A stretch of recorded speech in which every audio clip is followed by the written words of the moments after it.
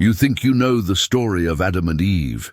You think it ends with a gate slammed shut, a flaming sword guarding Eden, and two figures walking into the unknown.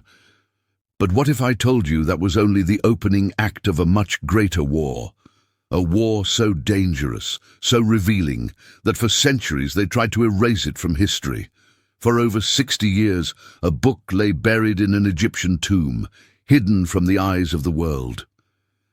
Now it has been found, and its pages, preserved by the ancient Ethiopian church, tell a story that will challenge everything you thought you knew about the first man, the first woman, and the enemy who still hunts us today. This is the lost book of Adam and Eve, and it holds a terrifying secret. In the next hour, we will walk with Adam and Eve into the cave of treasures. We will watch the first deception after Eden, uncover the sisters you never knew existed, and follow a bloodline from the mountain of holiness to the giants before the flood. We will trace these secrets through Ethiopia's hidden manuscripts until they collide with the final pages of Revelation. And to understand the terrifying secret they hid, we must go back to the tomb where the scroll was sealed. Chapter 1, The Tomb and the Forbidden Scroll.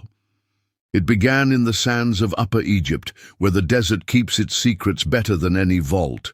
For centuries, wind and time had buried a royal tomb under layers of silence. The name on the stone was almost forgotten, Tukan-En, an Egyptian noble whose life had intersected with the whispers of early Christianity and the trade routes of the ancient world. When archaeologists broke the seal in the early 20th century, they expected gold ornaments and fragments of a long-dead dynasty. What they found instead was stranger and far more dangerous. A bundle of ancient parchment wrapped in linen, hidden not in the main burial chamber, but in a concealed alcove, as if someone wanted it protected or hidden. These were not hieroglyphs. They were not written in the language of pharaohs, but in an ancient Ge'ez script, the sacred language of Ethiopia's oldest churches.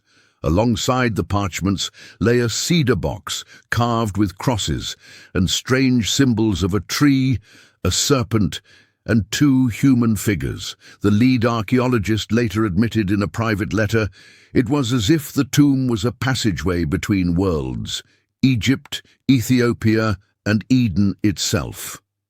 Inside the box was the text the world had not seen in centuries, the conflict of Adam and Eve with Satan. What modern scholars would call the lost book of Adam and Eve. When its first translation was published in 1926, the academic world reacted like someone had just detonated a theological bomb. The book didn't rewrite Genesis, it continued it. It spoke of Adam and Eve after the expulsion from Eden, their first nights in darkness, their prayers, their confrontations with Satan himself. For some, it was a missing chapter in humanity's oldest story. For others, it was dangerous fiction. Very quickly, the debate turned into suppression.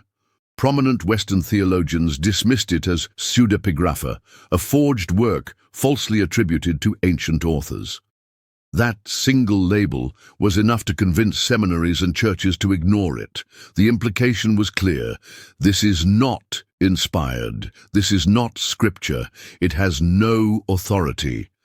But in Ethiopia, the reaction was different. For them, this was not an apocryphal curiosity. It was part of a living tradition. Ethiopian Christians had preserved the text in their canon for centuries, alongside the Book of Enoch and other writings excluded from the Western Bible. They never saw it as a contradiction to Genesis, but as a vital continuation, filling the silence between Eden's gate and the lives of Adam and Eve in exile. One Ethiopian scholar, when asked why they still kept the book, gave a haunting answer: Genesis is the prologue. This is the battle. That sentence struck like a blade. It implied that Western Christianity had been reading only the opening lines of a war without knowing how it unfolded. And if the battle was still raging, ignorance was the enemy's greatest advantage. It was based on theology. The book speaks too much of spiritual warfare, too plainly of Satan's strategies, too vividly of the cost of obedience after Eden. It is not sanitized for polite religion. It is raw, urgent, and uncomfortably close to reality. Which leaves us with the same choice the archaeologists had when they opened that cedar box. Do we close it again and pretend we never saw it? Or do we dare to read what Adam and Eve themselves wanted us to know about the war that began the moment they left the garden? Because if Genesis is the prologue, then what's written in this book might just tell us how the war ends. And that takes us directly into the exile, into the cave of treasures, where the first night outside Eden still echoes.